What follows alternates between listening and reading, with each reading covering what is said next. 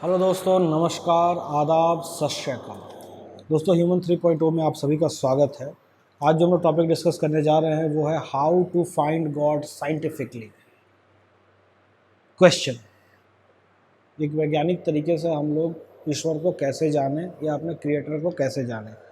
Question, how do we find anything. हम किसी भी चीज़ को कैसे जानते हैं, पर्सन, प्लेस और एनीथिंग। अगर आपको किसी भी तक पहुंचना है या वहां तक जाना है तो आपको क्या क्या बेसिक इन्फॉर्मेशन चाहिए। आंसर, पहला आपको लोकस चाहिए। लोकस, आपको उस पर्सन या उस प्लेस का आपका लोकेशन पता होना चाहिए कि वो रहता कहाँ है। दूसरा, आपको पाथ चाहिए, आपको रास्ता पता होना चाहिए। फिर आप किसी भी चीज़ का इस्तेमाल करके उस रास्ते पे चलते हुए वहाँ तक पहुँच जाएंगे। और अगर ये दोनों भी चीज़ मिल जाए आपको, फिर भी आपको एक थर्ड चीज़ चाहिए, वो होता है फोकस। क्योंकि अगर सपोज़ कीजिए हम कहीं के लिए चलना स्टार्ट करेंगे और चलने के दौरान हम रास्ते में फिर हमारा मन करेगा थोड़ा इधर चल ले, फिर मन करेगा कुछ और देख करके उसके पीछे चल ले, तो हमें जहाँ जाना है वहाँ नहीं पहुँच पाएंगे और ऐसे ही भटकते रहेंगे।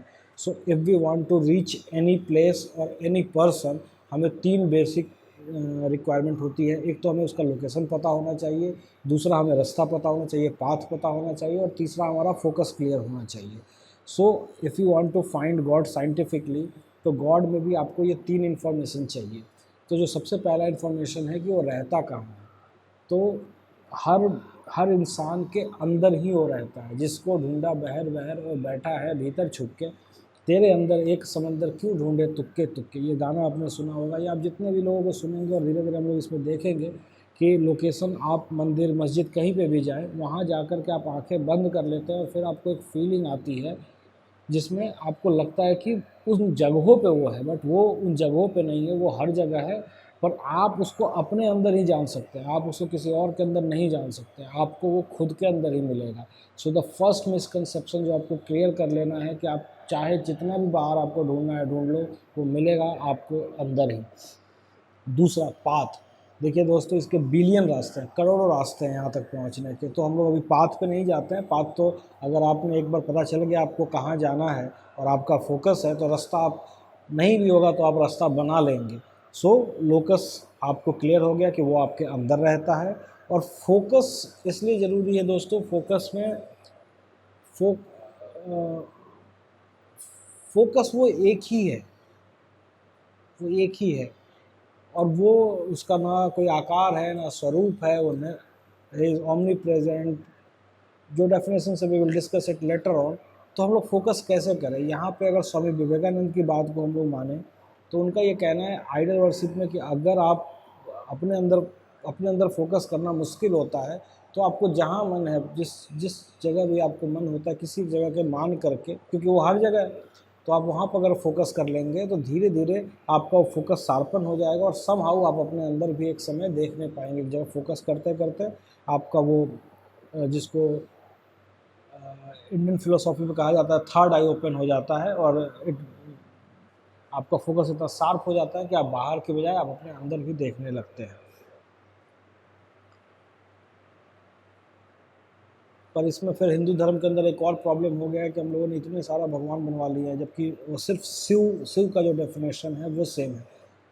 वो जो है भी और वो जो नहीं है वो भी, जो है और जो नहीं है वो दोनों ही शिव है।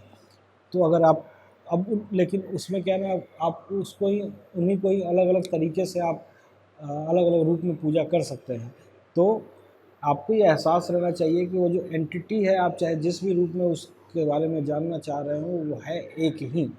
ये आपको हमेशा ध्यान रखना चाहिए। रास्ते पे भी नहीं जाते हैं। ऑब्स्टेकल क्या है? एक ही ऑब्स्टेकल है दोस्तों, माइंड आइडेंटिफिकेशन। आपका जो दिमाग है वो हमेशा शोर करते रहता है, और जिस दिन आप अपने शोर को रोक देते हैं, यू आर देयर। पर वो आपके आउट ऑफ कंट्रोल है।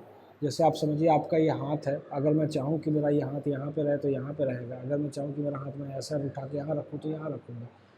बट इसको चाहूँ तो शांत रोक के रख दूँ तो शांत रोक के रख दूँ। पर क्या अपने दिमाग के साथ हम ऐसा कर पाते हैं? नहीं कर पाते। वो बक बक बक बक बक बक बक बक बक बक बक बक कुछ भी कुछ चालू रहता है।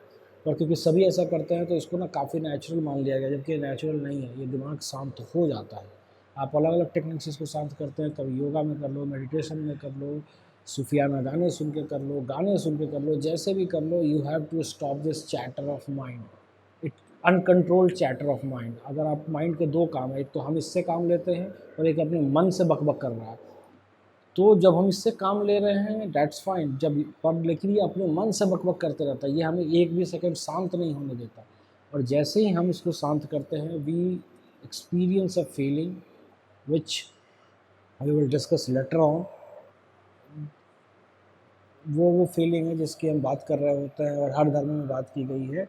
बट आपका एक ही ऑब्स्टिकल, आप किसी धर्म में भी बात करेंगे, वी विल, हम सब इसमें आगे आगे धीरे धीरे देखेंगे, वो माइंड आइडेंटिफिकेशन, वो दिमाग जो बकबक कर रहा है। क्योंकि जब दिमाग बकबक करता है, अगर आप ध्यान से देखेंगे, ये हमेशा आपको या तो पास्ट की बातें के बारे में बोलेगा, अपने मन से जब बकबक कर रहा है। तो मान लीजिए अभी आप मैथमेटिक्स कैलकुलेशन कर रहे हैं, 2+2 जोड़ कर रहे हैं, तब तो ये अभी की बात कर रहा है। बट अभी आप इससे कोई काम नहीं ले रहे हैं, तो ये या तो पीछे की बात करेगा या तो आगे का बात करेगा। और पीछे में नॉर्मली ये घुमाते फिराते रिग्रेट पे ले जाएगा, और आगे में घुमाते फिराते फियर की तरफ ले जाएगा। That is its trick to keep itself alive. ये आपके ऊपर ना बकबक बकबक बकबक बकबक चालू रखता है, एंड आप वो बकबक बकबक में फंसे रहते हैं। And when you stop this बकबक बकबक, जैसे सपोज करिए एक तेज, आप जो रेलवे ट्रैक के बगल में जो लोग रहते हैं, उनको रेलवे की आवाज़ नहीं आती, आपको सुनाई पड़ेगी।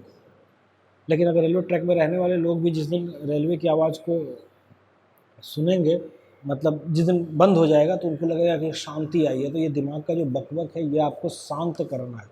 और जिस दिन आप शांत करेंगे, आप खुद ब खुद वहाँ पहुँच जाएंगे, जिसके लिए ये लोकस, फोकस और पाथ, ये सारे किसी चीज़ की आपको ज़रूरत नहीं होगी। सिर्फ आपका एक ही दुश्मन है, वो आपका खुद का दिमाग। इसको शांत करना है। That is the core ideology, core philosophy. आप कहीं पे भी जाएंगे, आपको यही चीज़ सिखाया जाता है, बट वो डिस्क्राइब नहीं करते हैं, तो हम लोगों को ना समझने में बहुत मुश्किल होती है। अब ह्यूमंस देखिए, ह्यूमंस का एनाटॉमी क्या कैसे बना हुआ है। सोल है, एक आत्मा है, एक दिमाग है, एक बॉडी है और एक हार्ट है। दिमाग जो है वो सीपीयू की तरह है। मोबाइल में सीपीयू होता है, कंप्यूटर में सीपीयू होता है। तो अगर सपोज कीजिए मोबाइल का सीपीयू आउट ऑफ कंट्रोल हो जाए, तो फिर क्या होगा? जब तक वो कंट्रोल में है, तब तक आप उससे काम ले रहे हैं, लेकिन जब वो आउट ऑफ कंट्रोल हो जाएगा, तो वो कुछ भी कर रहा है। कंप्यूटर का सीपीयू आउट ऑफ कंट्रोल हो जाए, अपने मन से चलेंगे, तो कुछ भी करेगा। जो हमारा दिमाग है, वो उसी लेवल पे, वो अपने मन से कुछ भी कर रहा है। और सीपीयू क्योंकि एनर्जी बहुत ज़्यादा कंज्यूम करता है। दिमाग, आपको शायद ये जान करके साइंटिफिक फैक्ट है कि जो हमारा दिमाग होता है, वो 65 से 70% एनर्जी बॉडी का वो अकेला ही कंज्यूम कर रहा होता है। सो हमें अपने दिमाग को शांत करना है।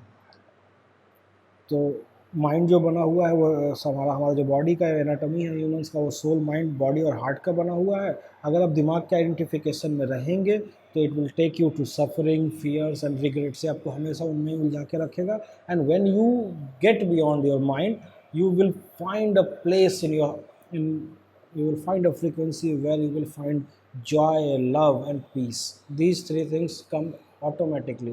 No matter where you are, you will always be peaceful. आप किसी को भी देखेंगे जो लोग स्पिरिचुअली इवॉल्व होते हैं, मैं तो अभी बिल्कुल अभी इनिशियल पाथ पे हूँ, बट जो लोग इवॉल्व होते हैं, काफ़ी, आप देखेंगे काफ़ी शांत रहते हैं, तो काफ़ी उनके चेहरे से एक रेडियंट निकलते रहता है। तो because when you become spiritual, it is joy, love and peace, that all these three things come together with spirituality.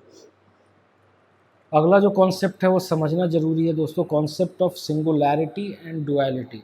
Singularity and duality, इसको रीसेंट एग्जांपल में अगर आपको समझना हो तो साइंटिफिकली, क्योंकि हम लोग एनालिसिस करने की कोशिश कर रहे हैं, तो साइंटिफिकली समझते हैं। तो आप ये समझिए कि ब्लैक होल, अगर आपने ब्लैक होल के बारे में सुना है, तो आपको पता होगा वहाँ जाकर के सभी चीज़ें एक ही चीज़ हो जाती है। देयर इज़ नथिंग, नथिंगनेस है ब्लैक होल के अंदर, कुछ भी नहीं है। जितनी भी सारी चीज़ें मर्ज होकर के वो एक पॉइंट के अंदर समाते समाते ब्लैक होल हो जाता है। वहाँ पे लाइट भी जाता है, वो भी बाहर नहीं निकलता। It's a black hole, it's a complete singularity. पर वही ब्लैक होल से जब दोबारा एक स्टार एक्सप्लोड होता है, या जब आप आगे हमारा ब्रह्मांड को देख रहे हैं या यूनिवर्स को देख रहे हैं, तो वो उसमें ना मल्टीपल चीज़ें हैं।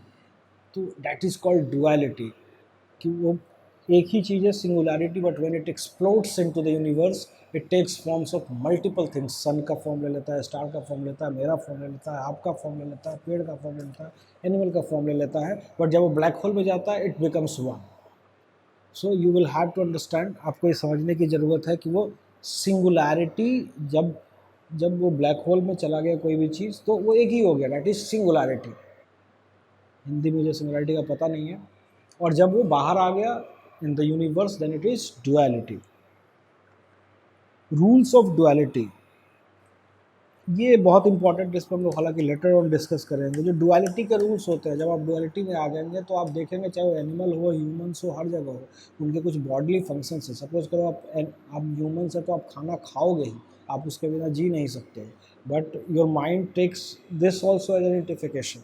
इस पर हम लोग लेटर ऑन डिस्कस करेंगे, जैसे कैसे माइंड आपको ना इन चीज़ों को ट्रैप कर करके ना आपको उलझाए रखता है, and it doesn't want you to get spiritually evolve. So we will understand this also. So you have to stop your uncontrolled mind. You are being a slave of your mind. You have to win your mind. You have to get victory over your mind, because without getting victory over your mind you cannot be peaceful. No matter what, आपके पास कितना भी पैसा हो, कितना भी खुशियाँ हो, सब कुछ हो, लेकिन आप हमेशा एक void में ही रहेंगे। आप कभी ना पीसफुल हो सकते हैं, ना आप हैप्पी हो सकते हैं, ना आप जॉयस हो सकते हैं, because these three things are beyond the control of mind. When you are, आप किसी को भी देखिए जो दिमाग ऐसे ऐसे ऐसे करके पागलों की तरह चल रहा है, वो आप कैसे खुश रह सकता है, चाहे उसके पास कितना भी पैसा हो। 3 लाख करोड़ पड़ा होगा, लेकिन उसको 3,10,000 करोड़ बनाना, वो उसमें पागल हो रखा है। He is being a slave of his mind, he is not being able to enjoy life. वो अपनी लाइफ को इंजॉय नहीं कर पा रहा। द बेसिक, इस पृथ्वी पर आकर के सबसे पहला मकसद क्या है किसी भी जीव जंतु का, किसी भी इंसान का? जीवन को जीना। बट जीवन जीने के लिए अगर उसको 100 पल मिला है, it's always, they are always planning to live. वो जीवन के उन पलों को मिस कर रहे होते हैं हम लोग। तो वो जीवन के उन पलों को जीना, life has to be lived in the moments, present में जिया जाता है। और प्रेजेंट में आप तभी रह सकते हैं व्हेन फ्यूचर और पास्ट को आप अपने दिमाग को जब शांत करेंगे तो आपका फ्यूचर से ब्लॉक हो जाएगा। और past, because past is past, it you can not change a bit of it, it's illusion. In future is also illusion, what will happen you do not know. आपको कुछ नहीं पता क्या होने वाला है। सो ये दोनों ही आपके दिमाग के सोच के कुछ नहीं होने जा रहा है। और उसके बीच में आप क्या मिस कर रहे हैं? You are missing this present moment, you are not seeing what's happening. इस पर हम लोग आगे भी बात करेंगे कि हम 1-2 बुक्स और एक मूवी को फॉलो करेंगे तो हम लोग समझेंगे कि आप कहीं पे भी जाएंगे स्पिरिचुअलिटी में, कोई भी लेक्चर देख लें, चाहे किसी धर्म की बातें सुनेंगे, they will always talk about this one thing, being present, being aware, being conscious. ये सारे शब्द क्या है, इनके मतलब क्या है, ये भी हम धीरे धीरे समझने की कोशिश करेंगे। सो ह्यूमन जो है, हमने ये जाना कि ह्यूमन के अंदर 4 चीज़ें होती हैं: सोल, आत्मा, बॉडी, शरीर, माइंड, दिमाग और हार्ट, दिल। तो बॉडी का काम क्या होता है? ईट, खाना खाना, सोना, वर्कआउट करना, स्किन केयर करना। तो इन चीज़ों पे जब हम काम करेंगे बॉडी के ऊपर, तो we will evolve our body. जब हम माइंड के ऊपर काम करेंगे, we will study puzzle, rationality और इस तरह के काम करके अपने माइंड को इवॉल्व करते हैं। हार्ट को जितना प्योर करेंगे उतना इवॉल्व होगा, और सोल स्पिरिचुअल अवेकनिंग से इवॉल्व होता है। तो अगर हम ये चारों चीज़ों का इवोल्यूशन करते हैं और तो we will become a third generation human who is evolve spiritually, mentally, physically and heart wise. And then we will be able to play this game called life. Life is a game and we all are player at different levels. Life के 8 level होते हैं। अब इस पे हम लोग next episode में discuss करेंगे दोस्तों। सो ह्यूमन 3.0 में आप सभी का समय देने के लिए आप सभी का धन्यवाद। नमस्कार, थैंक यू।